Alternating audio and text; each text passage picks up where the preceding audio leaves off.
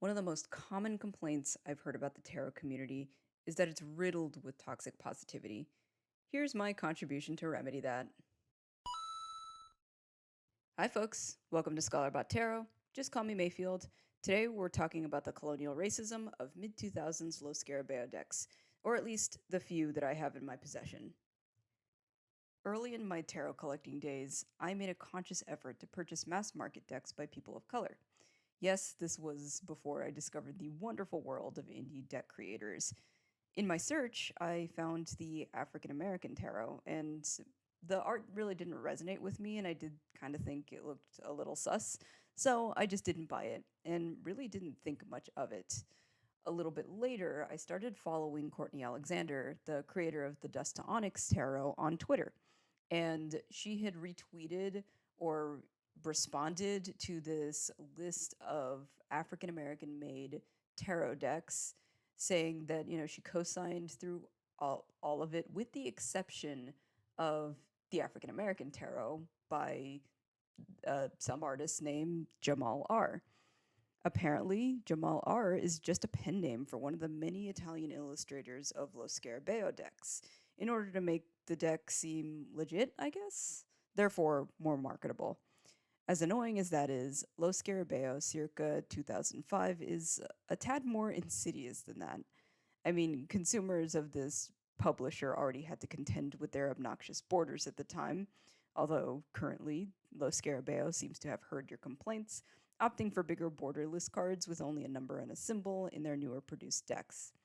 But considering their desperation to be more inclusive for the sake of marketability, multilingual borders, and an urban sounding name for an Italian artist is only the tip of the iceberg.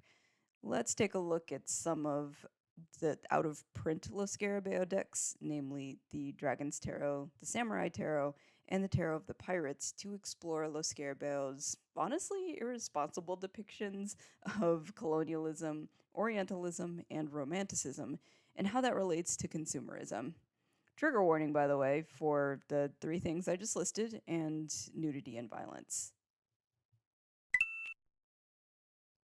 Multiculturalism is the acknowledgement and treatment of multiple cultures in a single space. Think coexist or tolerate. You know the bumper stickers. However, this multiculturalism is a tad clumsy. The Dragon's Tarot depicts each minor arcana by various regions of the world. Swords is the north, or Europeans. Chalices is the east, largely taking from Chinese and Japanese traditions. Wands is the south, depicted by cultures of Africa. And Pentacles is the west, encompassing all of the Americas. Which, okay, fine, but it gets bad really fast.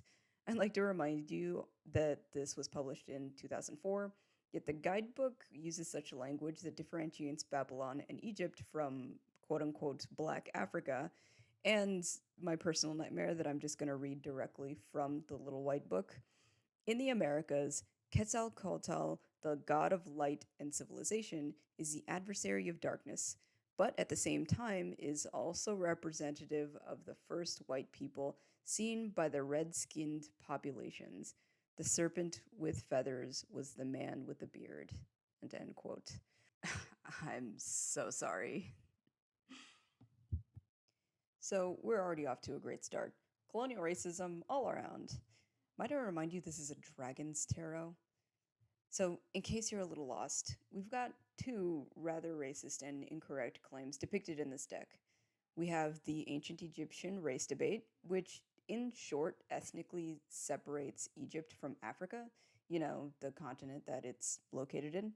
This was a this was a popular bias that archaeologists and other scholars would exercise in the late 18th century to honestly present day in order to separate our current ideologies of race, specifically of blackness, from anything remotely related to the then newly discovered royalty and civility of Egypt. No, people from the continent of Africa are not a monolith. Yes, there are several cultural differences that I'm not going to pretend to know, since that's not really my area of expertise. And while I admit that it doesn't make a whole lot of sense to assign American concepts of black or white identity to an ancient civilization, the colonial bias in that type of scholarship is still there in order to further condemn blackness by isolation. The second claim is the myth that Hernan Cortez was mistaken for Quetzalcoatl. So this isn't a contest to what's worse in this deck, but the one thing that upset me the most is probably the fact that the Cortez myth is actually illustrated in detail. In 5 to 7 of Pentacles, we see European conquerors illustrated as extensions of the feathered serpent, further indicating that the indigenous people were mistaking them for Quetzalcoatl. Again, the language used in this little white book is truly something to marvel at. Here are the cards in question. 5 of Pentacles. The exiled priest has a vision of the future of his people. Consequences. 6 of Pentacles. The bearded and disembarked god. Success. 7 of Pentacles. The bearded god deposes the emperor. Failure. Oh, and here's a bonus. 9 of Pentacles. The old god and the new god have reached a compromise. Adaptability. Which isn't accurate, by the way. The Mexica didn't worship Cortez or any of the conquistadores as their god. They were simply overwhelmed by their vastly different technology that the conquistadores used viciously against them. Historian Camilla Townsend explains, the white god story is essentially political pornography, a dehumanizing narrative that equates technological with intellectual and moral superiority. And that checks out. Hey, did I mention this was a Dragon's Tarot? I also super don't like how women are drawn in this deck. I want to preface this by saying that there's nothing wrong with looking sexy or enticing, but this was simultaneously infantilizing and exoticizing. The queens in particular make me feel uncomfy. The kings look noble, the queens look nubile. You see what I'm saying? And, like, I wasn't gonna say anything, but something feels wrong here. And I also need a little bit of help with something else. The 4 and 7 of chalices that depict Asian cultures, I'm going to need someone to explain this to me. Here are the descriptions. 4 of chalices, a pagoda under the moon and the nocturnal life of lovers, luxury. 7 of chalices, licentiousness after a celebration following human nature, dissoluteness. Oh, I extra don't like this. I think it might be a good time to talk about Orientalism and the Samurai Tarot. Orientalism is this post-colonial concept by Edward Said in his famous 1978 book, Orientalism. The short definition is that it's the Western depiction of the East. The air quotes are important because the long answer is the way that Western writings or art or any other form of depictions of Eastern culture, even if it was done in a positive light, has a tendency to cast them as different, as exoticized, as in other. Lo Scarabeo's Samurai Tarot, published in 2005, is a textbook definition of an Orientalist work. It's a tarot deck of an often romanticized culture in a romanticized time period, and it was illustrated by European artists to further capitalize on that othering. While one could argue that it's tastefully done, I decided to choose violence today and argue the opposite. One of the gimmicks for this deck is that only the court cards are inspired by historical and legendary figures. Not inherently a bad thing, but there is a mild problem. I went through each and every court card as titled in the guidebook and looked them up in a quick little Google search. I fully recognize that in the mid-2000s, there probably wasn't that much accessibility to information online as we have now, but there had to have been decent access to public domain ukiyo-e paintings or something that they could have taken better inspiration from. Basically, there's a lack of attention to detail in a lot of these, and if I may be so bold, a misunderstanding of titles, stage names, people.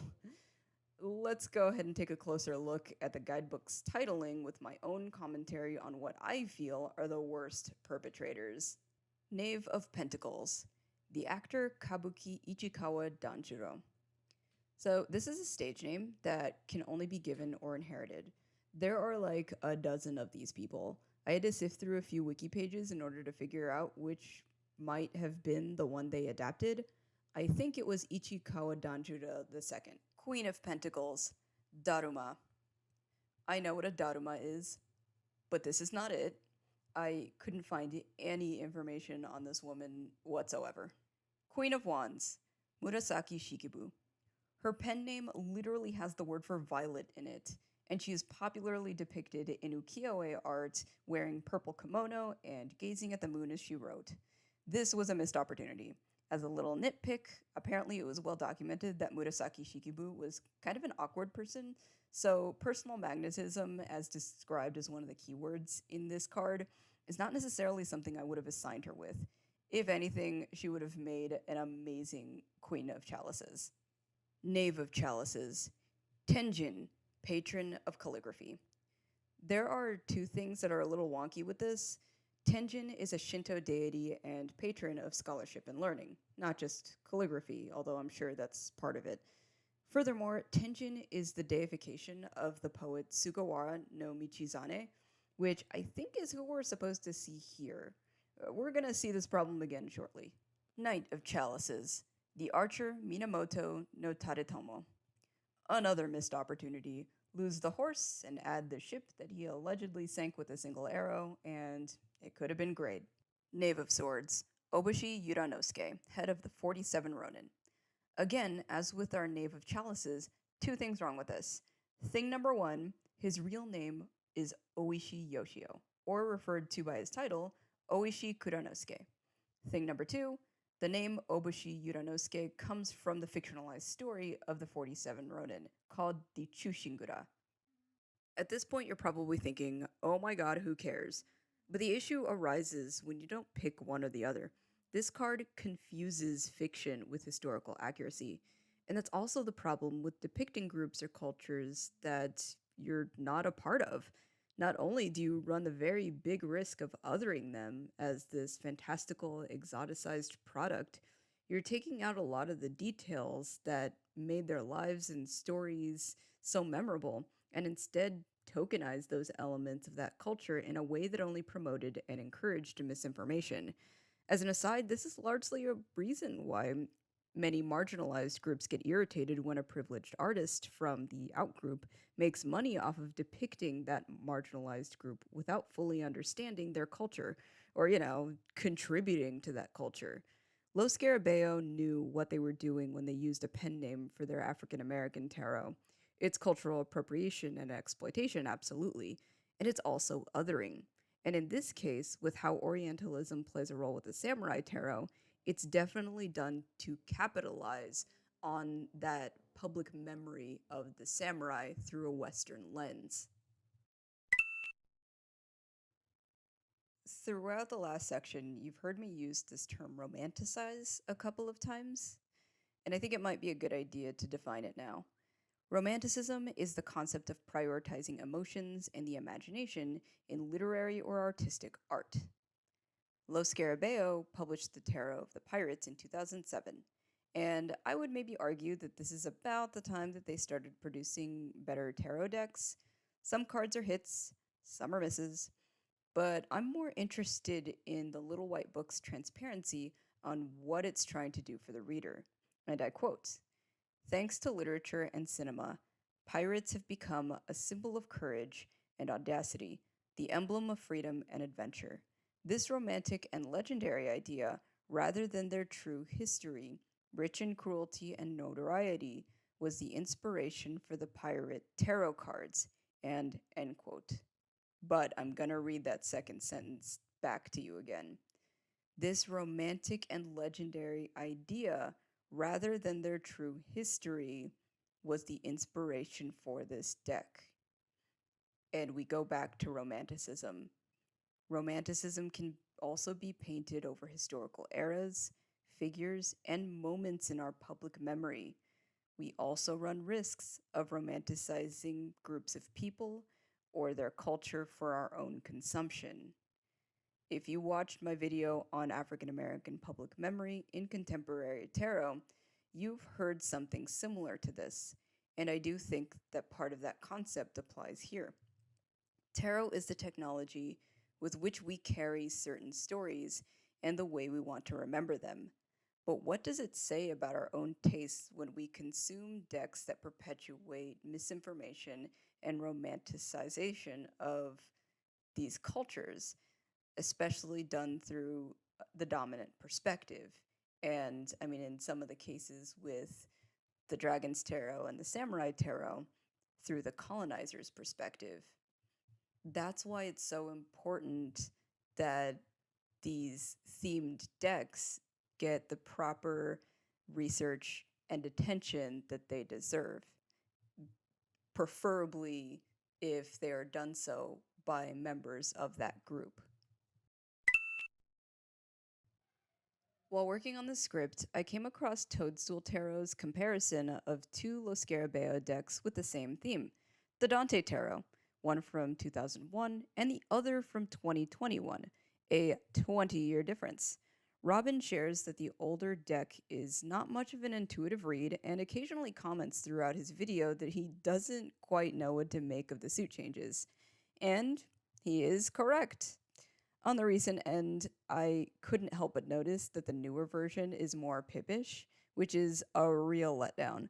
Why would you theme a deck with such a rich, detailed narrative that is Dante's Inferno and not allow the time and research to deliver on those details that could really work in a tarot deck? Oh, it's probably money and unfair time constraints for the artist. I can appreciate Lo Scarabeo for keeping tarot decks accessible and available to the masses, but I'm really crossing my fingers that they won't continue the trend of doing bare minimum research to churn out a ton of misguided and underwhelming products. We give Disney licensed decks a lot of flack for this, but Lo Scarabeo can sometimes fall under the same practices.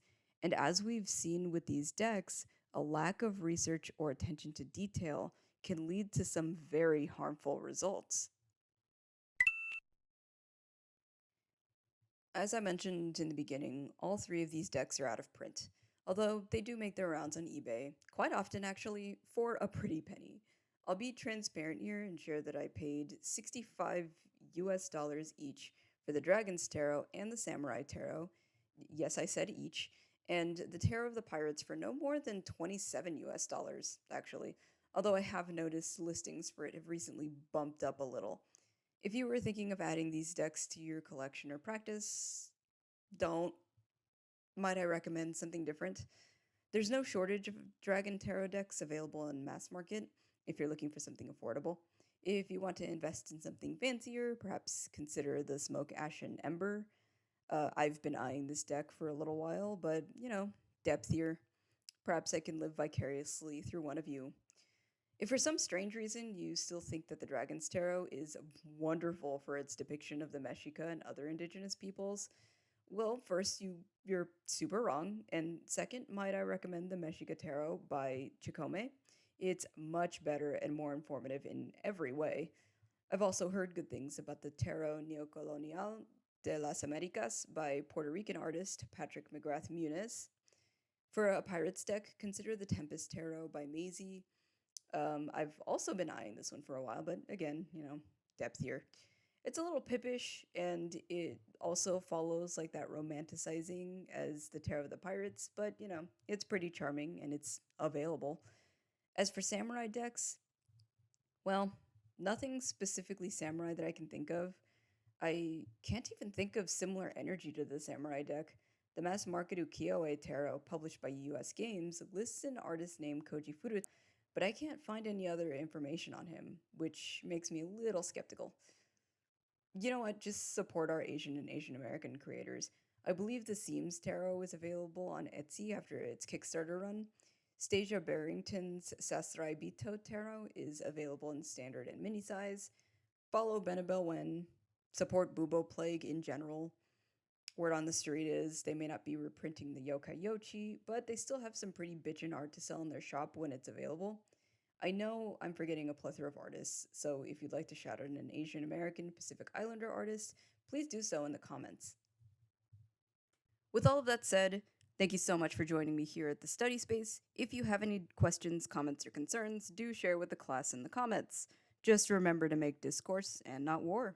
And I'll see you next time. Bye!